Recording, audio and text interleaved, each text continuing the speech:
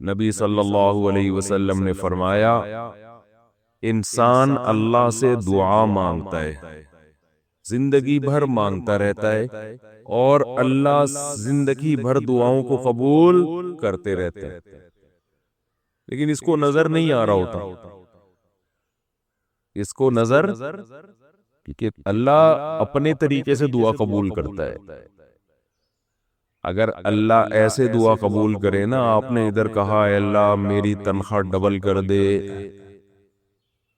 Office گئے، باس نے کہا کہ جناب نئے وزیر اعظم نے جو اعلان کیا ہے اس کی منظوری ہو گئی، ٹھا ٹھا کر کے ایسے دعائیں قبول ہونا شروع ہو جائیں تو غیب پر ایمان ختم، پھر تو دعا کی ترغیب دینے کی ضرورت ہی نہیں رہے گی، سب لوگ مصلی لے کے مسجد میں آ جائیں گے، سارا دن دعائیں مانگتے رہیں گے کہ اللہ سے جو مانگو ملتا ہے، خربوزہ مانگو خربوزہ ملتا ہے، تربوز مانگو تربوز ملتا ہے، افطاری میں پکوڑے مانگو پکوڑے ملتے ہیں، سموسے مانگو، بھوک لگ رہی ہے کیا کریں، سموسے ملتے ہیں، جو مانگو وہ ملتا ہے۔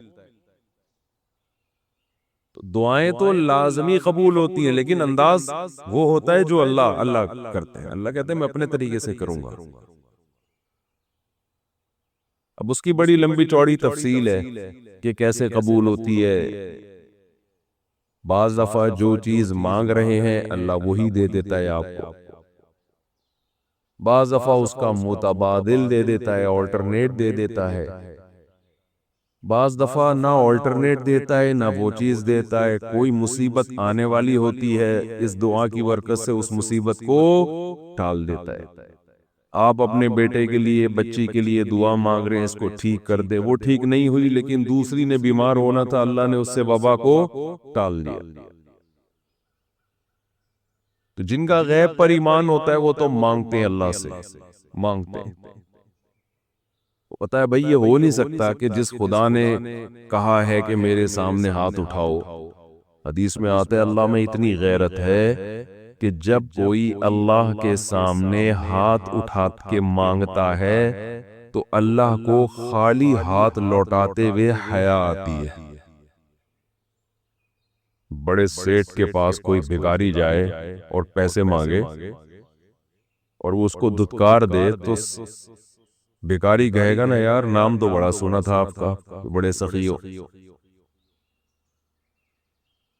تو اللہ کو حیا آتی ہے کہ ان ہاتھوں کو خالی لوٹائے، دیتا ہے لازمی۔ تبھی ہم نے اہل اللہ کو دیکھا ہے کہ مانگتے بہت ہیں، بڑی لمبی لمبی دعائیں مانگتے ہیں، لوگ ان کو بے وقوف سمجھتے ہیں کہ یار یہ ہر وقت مصلی پہ دعائیں مانگتے رہتے ہیں لمبی لمبی، ملتا تو کچھ ہے نہیں۔ انہیں پتا ہے کہ بہت ملتا ہے اللہ سے مانگنے سے، لیکن اللہ کا انداز ایسا ہوتا ہے کہ صرف وہ مانگیں جن کو غیب پر یقین ہے۔ یعقوب علیہ السلام ساری زندگی مانگتے رہے اللہ تعالی سے،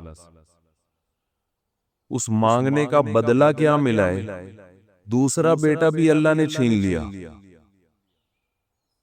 عجیب بات ہے یا نہیں ہے؟ پہلا بیٹا گم ہوا تو اللہ سے اس کے ملنے کی دعائیں مانگتے رہے،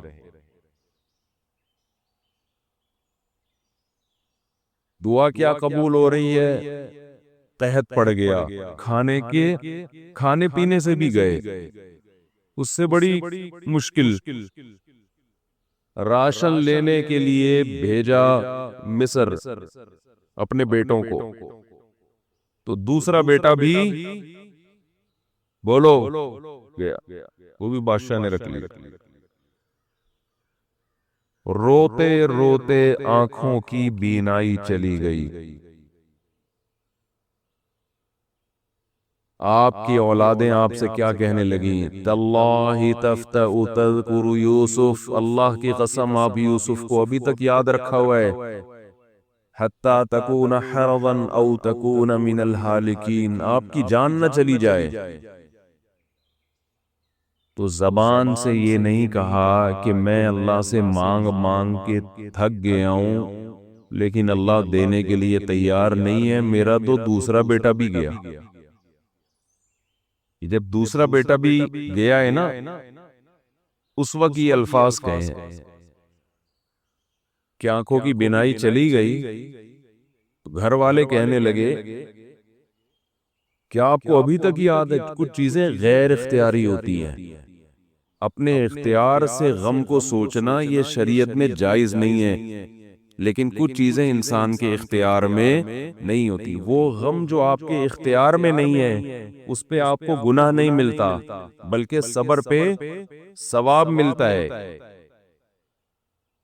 شریعت میں حکم یہ ہے کہ غم کو بھول جاؤ اس کو، ایک ہی چیز کو لے کے مت بیٹھے رہو.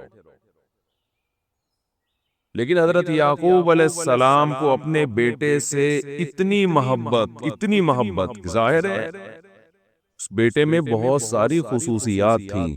وہ جانتے تھے کہ اللہ ان کو پیغمبر بنائے گا، کہ اتنے عرصے کے بعد بھی آپ کے دل سے غم نہیں نکلا، لیکن اس غم کو لے کر زندگی گزار دی. کسی کے سامنے اللہ کی شکایت نہیں کی کہ میرے ساتھ کیا ہو رہا ہے. اور دعا قبول کیسے ہو رہی ہے کہ دوسرا بیٹا بھی گیا. بیٹوں نے آ کے بتایا کہ آپ کے بیٹے نے چوری کی تھی جس کی وجہ سے بادشاہ نے اس کو رکھ لیا. قال بل سولت لکم انفسکم امرا. باپ نے کہا تم نے جیسے پہلے ایک کہانی گڑھی تھی دوبارہ سے ایک کہانی گڑھ لی ہے. حالانکہ اس دفعہ بیٹے سچ بول رہے تھے. چوری تو نہیں کی تھی لیکن الزام لگا تھا چوری کا. تو یعقوب علیہ السلام نے دوسرے بیٹے کے جانے پہ ایک لفظ ناشکری کا زبان سے نہیں نکالا، بلکہ کیا کہا؟ انما اشکو بثی وحزنی الی اللہ واعلم من اللہ ما لا تعلمون. میں اپنا غم تمہارے سامنے بیان نہیں کرتا، صرف اللہ کے سامنے بیان کرتا ہوں، اور اللہ کے بارے میں وہ کچھ جانتا ہوں جو تم نہیں جانتے. کیا مطلب؟ وہ مجھے تسلی دے رہے اس میں خیر ہوگی. ہمارا کام ہے مانگنا، ہم بھکاری ہیں. یہ تو ملحد اور خدا کے منکر لوگ ہیں جو مسلمانوں کا مذاق اڑاتے ہیں کہ یہ دعائیں مانگتے ہیں اور ان کو ملتا کچھ نہیں ہے. او بھائی ہمیں اس سے غرض ہی نہیں ہے کہ رب کیسے دے رہا ہے. ہمیں اس نے پابند بنا دیا مانگو، تو ہمیں اہل اللہ کو تو مزہ اس سے آتا ہے کہ اس نے ہمیں بول دیا مانگو، وہ اتنا بھی دے. مانگنا ہی ہمارے لیے سب کچھ ہے. تو میں جو بات عرض کر رہا تھا وہ یہ تھی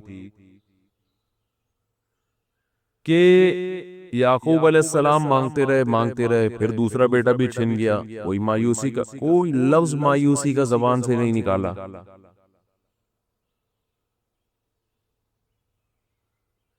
تو حدیث میں آتا ہے کہ ایک بندہ مسلسل دعا مانگتا ہے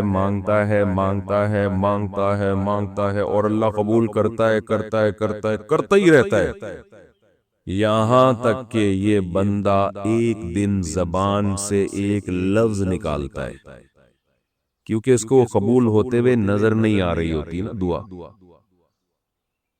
یہ زبان سے کیا لفظ نکالتا ہے کہ میں دعا مانگتا ہوں مگر اللہ قبول بولو نہیں کرتا. جیسے معاذ اللہ نقل کفر کہ یعقوب علیہ السلام اگر کہہ دیتے کہ اللہ کئی سال سے دعا مانگ رہا تھا بیٹا مل جائے مگر تو نے تو دوسرا بھی چھین لیا، لہذا ثابت یہ ہوا کہ میں مانگتا تو ہوں لیکن اوپر والا قبول بولو نہیں کرتا.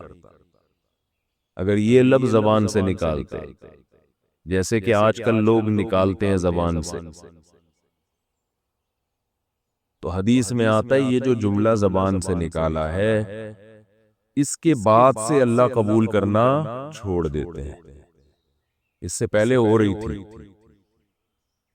آپ نے یہ لفظ کہہ دیا اس کو ہلکا سمجھ کے. اللہ کے ترازو میں یہ کلمہ، یہ چھوٹا سا جملہ بہت بھاری ہے اللہ کی غضب کو دعوت دینے کے لیے. اللہ کہتے ہیں مجھے تانا دے دیا کہ میں قبول نہیں کرتا. گھروں میں جھگڑا ہوتا ہے نا، عورت کہتی ہے مرد کھلا کھلا کے تھک جائے، بیوی کہتی ہے ہاتھ تنگ کیا ہوا ہے کھلاتے نہیں ہو. بعض دفعہ آدمی کو غصہ آتا ہے کہ اب میں ہاتھ اپنا تنگ کر کے دکھاؤں گا، بنڈے نہیں لے کر آؤں گا. میں کہتا ہوں چنگیز خان بھی، اگر کوئی چنگیز خان کی اولاد ہے نا، اس میں بھی اتنی طاقت نہیں ہے کہ بیوی کہے کہ 6 انڈے چاہیے اور وہ ان 6 کو 4 کر کے دکھا دے کہ نہیں آج 4 انڈے آئیں گے 6 نہیں آئیں. کوئی ہے ایسا مائی کا لال؟ کوئی ایسا مائی کا لال پیدا نہیں ہوا. تو استنبول کیسے فتح کرو گے؟ استنبول کیسے فتح کرو؟ سلطان محمد فاتح نے استنبول فتح کیا تھا نا. ایک بڑے بزرگ نے بڑی اچھی بات کہی کہ فرعون نے ہزاروں بچوں کو قتل کیا اور بنی اسرائیل کے نا، لیکن موسیٰ علیہ السلام جب صندوق سے نکلے فرعون نے ارادہ کیا اس کو بھی قتل کروں. فرعون کی بیوی نے کہا لا تقتلوہ، اسے قتل مت کرو. فرعون نے کہا اچھا. فرعون نے کیا کہا؟ ٹھیک، it is okay, no problem. سمجھتے ہو؟ تو یہ ہمارے لیے بڑی تسلی کی بات ہے. یہ ہمارے لیے بڑی تسلی کی بات کہ جب فرعون جیسا آدمی گھر میں فرعون نہیں تھا تو ہم اور آپ کس کھیت کی مولی ہیں یار. چلتے رہو جیسے زندگی گزار رہے ہو، جتنے انڈے کہے ہیں اتنے لے آیا کرو.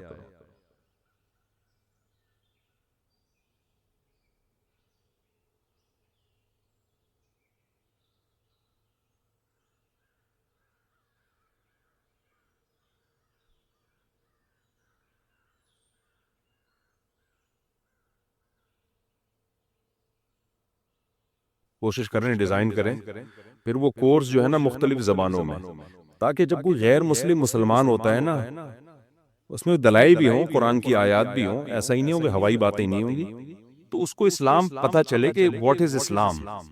سمجھ رہے؟ پھر اختلافی مسائل میں بھی اس کو پتا ہو کہ کیا کرنا ہے. ابھی بڑا مسئلہ غیر مسلم کے ساتھ یہ ہے، خاص طور پر امریکہ میں تو بہت رپورٹیں آتی ہیں، اسلام قبول کرتے ہی ایک طرف سلفی کھڑے ہوئے ہیں، ایک طرف حنفی کھڑے ہوئے ہیں، ایک طرف بریلوی کھڑے ہوئے ہیں، ایک طرف دیوبندی کھڑے ہوئے ہیں، پھر ایک طرف جو لبرل قسم کے جناب غامدی صاحب جیسے اسکالرز ہیں وہ کھڑے ہوئے ہیں. اتنی ساری چیزیں اس کو نظر آئیں گی، وہ کھوپڑی گھومتی رہتی ہے اس کی کہ کرنا کیا میں نے. تو اس کو ایک ہم سوچ رہے ہیں کہ مدلل کر کے نا ایک ایسے نصاب کی شکل میں کہ آپ نے کرنا کیا ہے. آپ کتنا اختلاف اسلام میں ایسا ہے جو برداشت کرنا ہے، اس میں یہ بھی ٹھیک ہے وہ بھی ٹھیک ہے، یہ کر لو وہ کر لو، کوئی فرق نہیں پڑتا. اور کون سا اختلاف ایسا ہے کہ آپ گمراہی کے دائرے میں آ جاؤ گے، اسلام سے تو نہیں نکلو گے لیکن وہ گمراہ ضرور ہو گیا. اور کون سا دائرہ ایسا ہے کہ اس سے نکلے تو اسلام سے ہی نکل جاؤ گے. تو یہ ساری چیزیں ضروری ہیں. دیکھو یہ قادیانی لوگ جو ہے نا، یہ یورپ میں یا ان ملکوں میں قادیانیوں نے اپنے آپ کو مسلم شو کرایا ہوا ہے.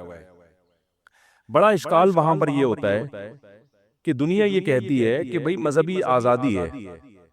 کیا ہے؟ مذہبی آزادی. تو اگر وہ مرزا غلام احمد کو نبی مانتے ہیں تو ان کا مذہب ہے آپ نہ مانو. یہ بڑا وہاں لبرل لوگ نا یہ جواب دے کے خاموش کر دیتے ہیں کہ بھئی وہ اگر کہتے ہیں مرزا غلام احمد قادیانی نبی تھا، تو جیسے آپ کہتے ہو محمد صلی اللہ علیہ وسلم آخری نبی ہیں، تو مغربی دنیا کو غیر مسلموں کے اس پہ کوئی اعتراض ہے؟ نہیں ہے نا. وہ کہتے ہیں بھائی مسلمانوں کی رائے ہے، وہ اپنی رائے زبردستی تھوڑی تھوپ رہے ہیں. ہم کسی غیر مسلم پر اپنی رائے زبردستی تھوپ سکتے ہیں کیا کہ نبی کو مانو اور آخری نبی مانو؟ نہیں تھوپ سکتے نا. پاکستان میں بھی آزادی ہے، ہندو مندر میں جاتا ہے، عیسائی چرچ میں جاتا ہے، ہم کہاں آتے ہیں؟ مسجد میں آتے ہیں. تو ہم ہندوؤں کو زبردستی بت پرستی سے نہیں روک سکتے، عیسائیوں کو ہم زبردستی حضرت عیسیٰ کو اللہ کا بیٹا کہنے سے زبردستی نہیں روک سکتے. بھائی تو لکم دینکم ولی دین، تمہیں دلائل سمجھ میں نہیں آ رہے، تم تھوپ تھوڑی سکتے ہیں. تو ایسا ہی مذہبی آزادی یورپ میں بھی ہے. تو وہاں یورپین اقوام یہ کہتی ہے، مغربی اقوام یہ کہتی ہے کہ جب تم پیغمبر کو آخری نبی کہتے ہو تو قادیانی اپنی رائے تم پہ ٹھوستے نہیں ہیں. تو قادیانی اگر مرزا غلام احمد کو نبی کہہ دیں تو تم اپنی رائے زبردستی کیوں ٹھوکتے ہو ان کے اوپر؟ بات آ رہی ہے سمجھ میں کہ نہیں آ رہی ہے؟ اس کے جواب میں ہم کیا دلائل دیتے ہیں کہ نہیں، نبی صلی اللہ علیہ وسلم قرآن سے بھی ثابت ہے آخری نبی ہیں، حدیث سے بھی ثابت ہے آخری نبی ہیں. تو یورپین لوگ یہ کہتے ہیں کہ یہ آپ کے دلائل ہیں، اگلا اگر نہ مانے تو وہ مذہبی آزادی ہے نا، وہ نہ مانے. سمجھ رہے کہ نہیں سمجھ رہے؟ اس کا جواب سمجھیں آپ لوگ، اس کا جواب سمجھیں. یہ میں چاہ رہا ہوں کہ جو ہم کورس مرتب کریں نا اس میں یہ ساری چیزیں کیا ہوں، شامل ہوں. بات اصل میں یہ نہیں ہے کہ ہمیں قادیانیوں پر یہ اعتراض نہیں ہے کہ مرزا کو نبی کیوں کہتے ہیں یا کہتے ہیں، یہ وہ جانے، ان کا مذہب جانے، ہم کسی پہ اپنی رائے نہیں تھوپتے. ہم کہتے ہیں کہ جو چیز اسلام نہیں ہے اس پہ اسلام کا لیبل مت لگاؤ. آپ اپنے آپ کو بولو غیر مسلم، یا کوئی بھی نام رکھ لو اپنا، اسلام کی طرف اپنی نسبت نہ کرو. یہ اتنی زبردست بات ہے کہ اس بات کو ہر ایک سنے گا، اس بات کو ہر ایک سنے گا. کیوں؟ اگر ہم عیسائیوں سے کہتے ہیں، یورپین سے، کہ اگر ہم اپنے آپ کو عیسائی کہنا شروع کر دیں، ہم محمد صلی اللہ علیہ وسلم کو نبی مانتے ہیں حضرت عیسیٰ کے بعد، اور ہم کہیں کہ ہم کیا ہیں، کرسچن ہیں، عیسائی ہیں، تو عیسائیوں کو تکلیف ہوگی کہ نہیں ہوگی؟ عیسائی کہیں گے کہ بھائی آج کل جو عیسائی مذہب ہے اس میں محمد صلی اللہ علیہ وسلم کو پیغمبر نہیں مانا جاتا، اس لیے کہ مان لیا تو پھر تو پھٹا ہی ختم ہو گیا نا. تو ہم کہتے ہیں جیسے ایک ٹریڈ مارک ہے، کمپنی کبھی بھی اپنا ٹریڈ مارک، اپنا لیبل کسی دوسرے کو استعمال کرنے نہیں دیتی. جب ایک کمپنیوں کے اصول ہیں کہ نیسلے کی کمپنی، اگر کوئی شخص، آپ اور میں مل کے ایک نیا پانی نکال لیں، ایک فلٹر کے عمل سے اس کو گزاریں، بوتل پہ سیل چڑھا کے اس پہ نیسلے لکھ دیں، اور ہم کہیں بزنس کی آزادی ہے، جیسے نیسلے کی کمپنی پانی بیچ سکتی ہے تو میں بھی پانی بیچ سکتا ہوں. تو نیسلے کی کمپنی کیا کیس کرے گی؟ بولے گی بالکل آزادی ہے، کوئی ہم نے ٹھیکہ نہیں لیا ہوا پانی بیچنے کا، آپ بھی بیچیں لیکن اس پر لیبل نیسلے کا بولو نا، نہیں لگائیں، کوئی اور لیبل لگائیں. اس سے بھی اچھا لیبل لگا لیں، نیسلے وہی ہوگا جو ہمارا ٹریڈ مارک، جو ہماری کمپنی سے جو پانی نکلے گا، ہماری اسٹیمپ کے ساتھ جو نکلے گا وہ ہوگا. اس کے علاوہ کوئی بھی ہوگا اس پہ نیسلے کا لیبل نہیں لگے گا. عیسائی اگر اپنے آپ کو یہودی کہنا شروع کر دیں تو یہودیوں کے اعتراض ہوگا کہ نہیں ہوگا؟ کہیں گے بھائی تم حضرت عیسیٰ کو مانتے ہو، ہم حضرت عیسیٰ کو پیغمبر نہیں مانتے، تو آپ یہودیت کے لیبل اپنے اوپر مت لگاؤ، جو مرضی کرو آپ. اگر مسلمان اپنا نام معاذ اللہ ہندو رکھ لیں تو ہندو کا اعتراض ہوگا کہ نہیں ہوگا؟ ہندو کہے گا بھائی ہمارا مذہب تو مسجد جانے کا نہیں کہتا، ہمارا مذہب تو مندر جانے کا کہتا ہے، تم اپنے آپ کو ہندو کیوں کہہ رہے ہو؟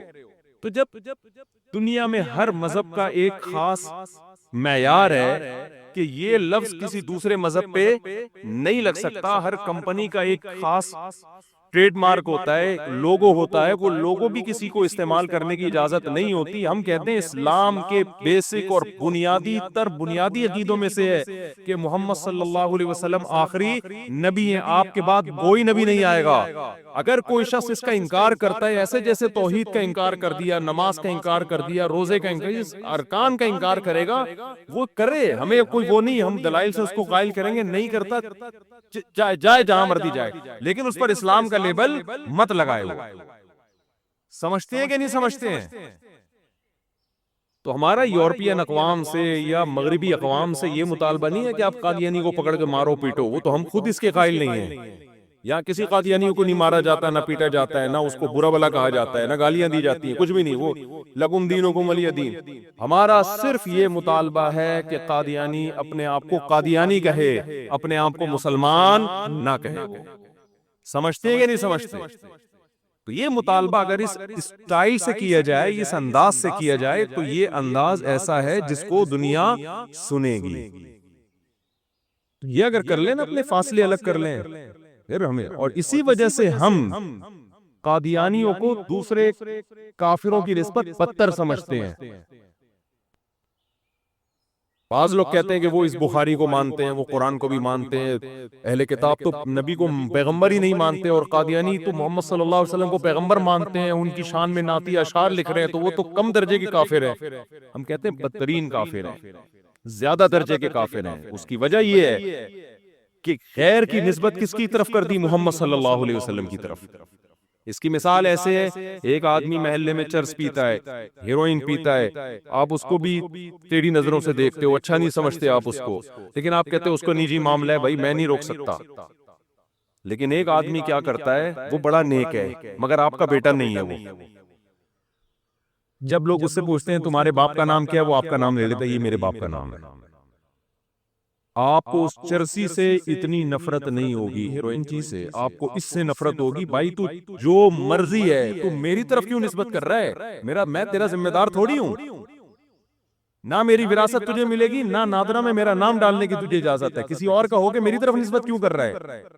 تو ایک عام آدمی میں اتنی غیرت ہوتی ہے کہ غیر کے بچے کو اپنے کھاتے میں نہیں ڈالتا. وہ کیا محمد صلی اللہ علیہ وسلم کے کھاتے میں مرزا غلام احمد جھوٹے کذاب کو آپ صلی اللہ علیہ وسلم کے کھاتے میں ڈالا جا سکتا ہے؟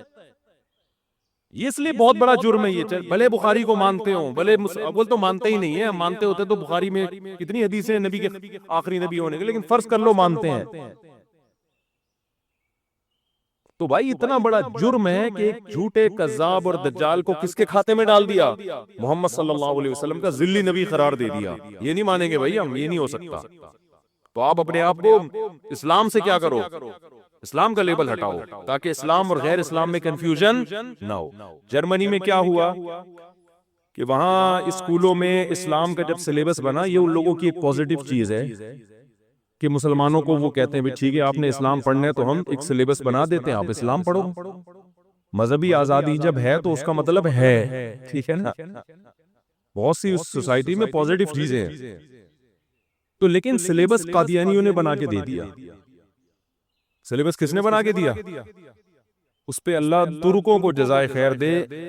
جرمن میں جرمنی کے بعد دوسری بڑی زبان ترکی ہے، ترک بہت ہیں وہاں پہ. تو انہوں نے اتنا زبردست احتجاج کیا الحمدللہ کہ وہ کینسل کرنا پڑا حکومت کو وہاں پہ. تو وجہ اس کی یہی انہوں نے آواز اٹھائی کہ بھئی یہ مسلمان ہی نہیں ہے، تو آپ مسلم اسکالر سے سلیبس بنواؤ نا. یہ تو مسلم ہی نہیں، ان سے آپ کس بیس پہ سلیبس بنوا رہے ہیں؟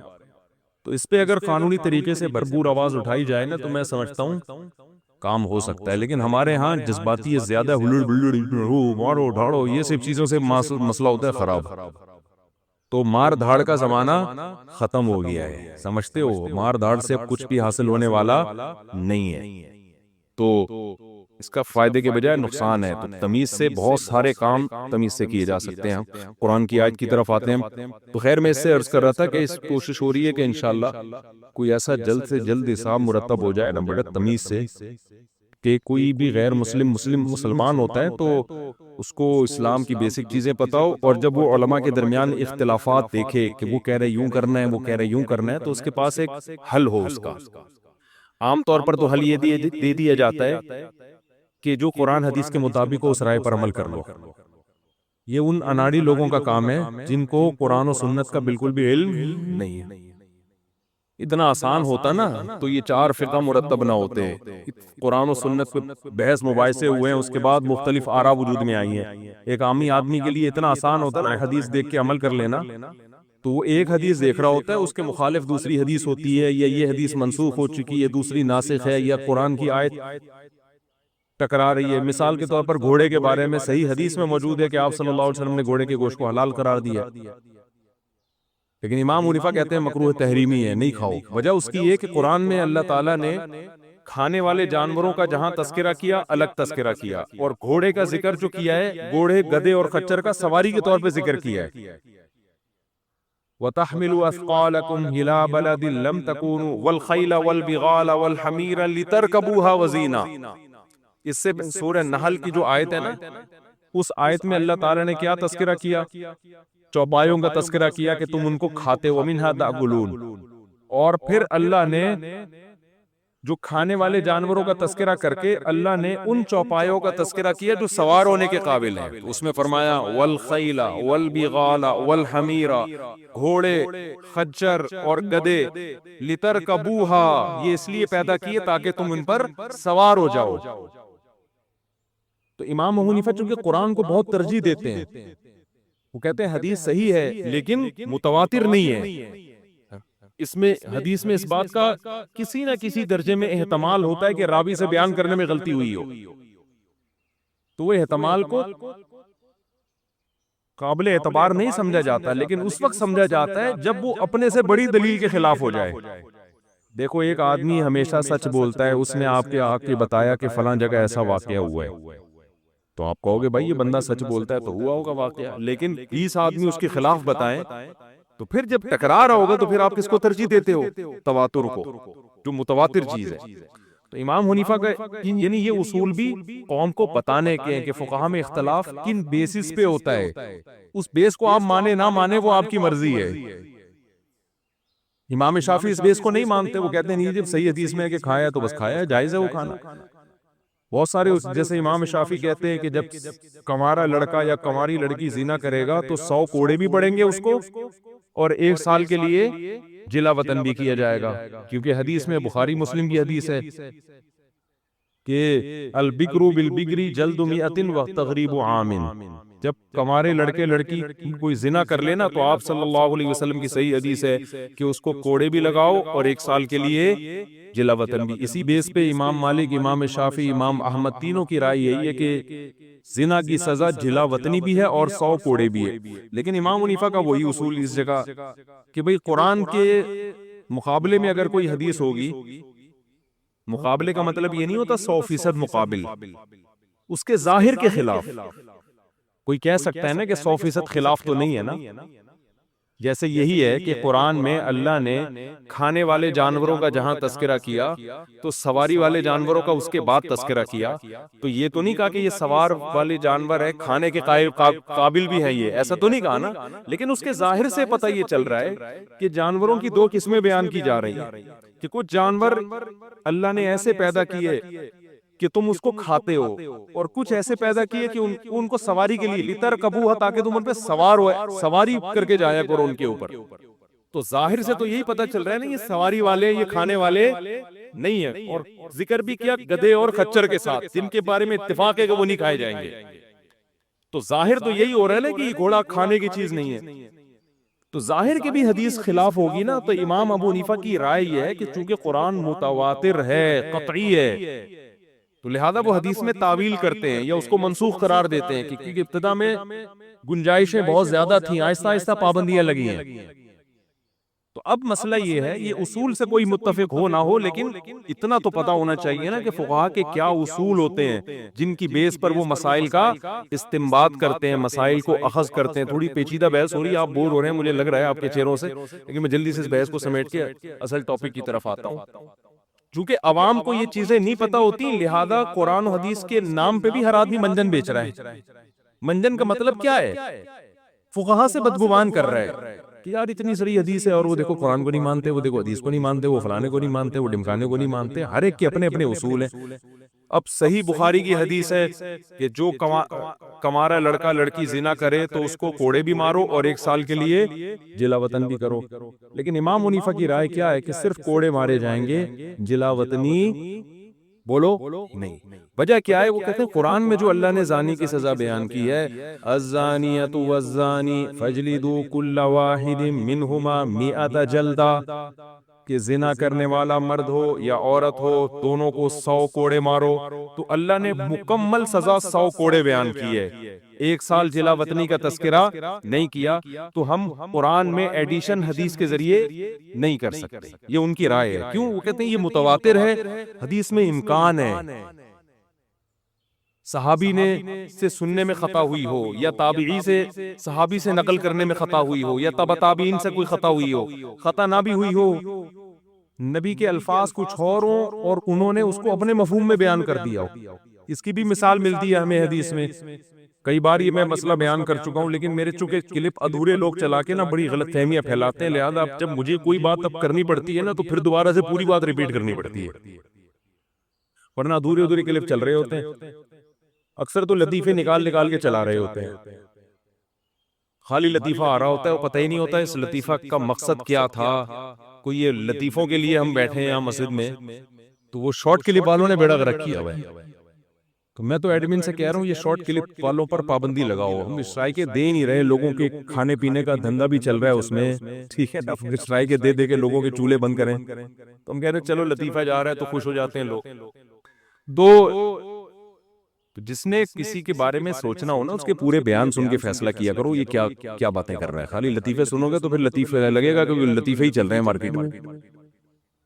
تو اس کی مثال ہے کہ حدیث میں بعض دفعہ صحابی سے بیان کرنے میں روایت بالمعنی بھی ہوتی ہے۔ معنی کا مطلب الفاظ نہیں، صحابی نے اپنے الفاظ میں، پھر یا تابعین نے اپنے الفاظ میں بیان کر دیا، تو اس سے مفہوم کیا ہو گیا؟ چینج ہو گیا۔ اس کی مثال ایسے ہے جیسے فاطمہ بنت جمیلہ رضی اللہ تعالیٰ عنہ تھی، ان کو 3 طلاقیں ہوئی، تو نبی صلی اللہ علیہ وسلم نے ان کو حکم دیا کہ نہ تمہیں عدت کا خرچہ ملے گا عدت کے دوران، اور نہ تمہیں سکنا ملے گا۔ سکنا کا مطلب رہائش بھی شوہر کے گھر میں نہیں ہو۔ تو وہ اسی طرح اس حدیث کو بیان کیا کرتی تھی صحیح مسلم میں کہ نبی صلی اللہ علیہ وسلم نے فیصلہ کیا ہے کہ جو مطلقہ ثلاث ہے، جس عورت کو 3 طلاقیں ہو جائیں، وہ اپنے شوہر کے گھر میں عدت نہیں گزارے گی۔ وہ حدیث کو یوں بیان کرتی تھی۔ حضرت عمر نے جب اپنے دور حکومت میں قانون بنایا تو قانون میں یہ کہ جو عورت جس کو بھی طلاق ہوگی نا، وہ عدت بھی شوہر کے گھر میں گزارے گی، اور عدت کے دوران خرچہ بھی کس کے ذمہ ہے؟ شوہر کے ذمہ۔ تو ایک صحابی نے یہ حدیث پیش کی کہ حضرت فاطمہ سے تو یہ حدیث منقول ہے کہ انہوں نے تو فرمایا کہ جو 3 طلاقوں والی ہے، نہ اس کو خرچہ ملے گا، نہ اس کو نہ رہائش ملے گی، عدت بھی کہیں اور گزارے گی، خرچہ بھی شوہر کے ذمہ ہے۔ لا نفقۃ لہا ولا سکنا، یہ الفاظ ہیں، المطلقۃ ثلاثا لا نفقۃ لہا ولا سکنا۔ یہ حدیث مسلم میں بھی ہے، شاید بخاری میں بھی ہے۔ تو حضرت عمر رضی اللہ تعالیٰ عنہ نے ایسا نہیں ہے کہ جیسے حدیث آئی فوراً فیصلہ چینج کر لیا، نہ، انہوں نے فرمایا کہ لا ندع کتاب اللہ و سنت نبینا بقول امرأۃ لا ندری احفظت ام نسیت۔ ہم اللہ کی کتاب اور پیغمبر کے عمل کو ایک عورت کے کہنے پہ بولو نہیں چھوڑ سکتے۔ کیوں؟ اللہ کی کتاب نے کیا کہا ہے کہ وَلِلْمُطَلَّقَاتِ مَتَاعٌ بِالْمَعْرُوفِ فَطَلِّقُوهُنَّ لِعِدَّتِهِنَّ وَأَحْصُوا الْعِدَّةَ۔ جہاں بھی قرآن میں طلاق کا تذکرہ ہے تو لا تخرجوهن من بيوتهن ولا يخرجن، طلاق کے بعد قرآن کہتا ہے عورت کو گھر سے مت نکالو اور نہ وہ خود نکلے۔ تو قرآن طلاق کے بعد عورت کے سکنا یعنی سکونت کا بھی تذکرہ کرتا ہے کہ شوہر کے گھر میں رہے گی، اور خرچے کا بھی تذکرہ کرتا ہے کہ نفقہ کس پر ہے؟ مرد پر ہے۔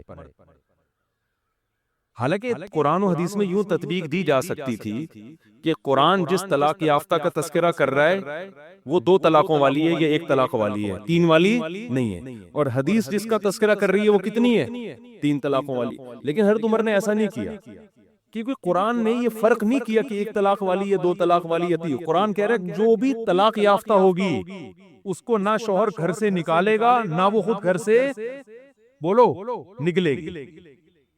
تو انہوں نے کہا ہم ایک عورت کے کہنے پر اس قانون کو چینج نہیں کر سکتے۔ اب سوال پیدا ہوتا ہے عورت خود تو نہیں کہہ رہی، وہ تو پیغمبر کی حدیث پیش کر رہی ہے نا۔ حضرت عمر نے کیا فرمایا؟ لا ندری احفظت ام نسیت، ہمیں نہیں پتا کہ یہ عورت نے وہ نبی کے الفاظ کو یاد رکھا بھی ہے یا بھول گئی ہے۔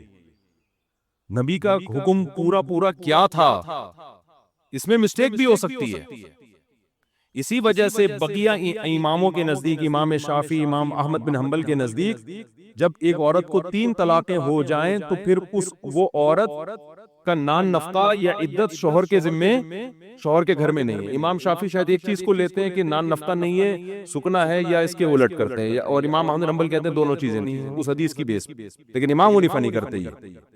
امام حنیفہ نے اس حدیث کو چھوڑ دیا کہ بھئی اس میں کوئی بھی تعویل کی جائے گی، وہ تعویل کیا ہے وہ تو بیٹھ کے سوچتے رہو، لیکن کہہ رہے ہیں قرآن کے جو الفاظ ہیں وہ کیا ہیں؟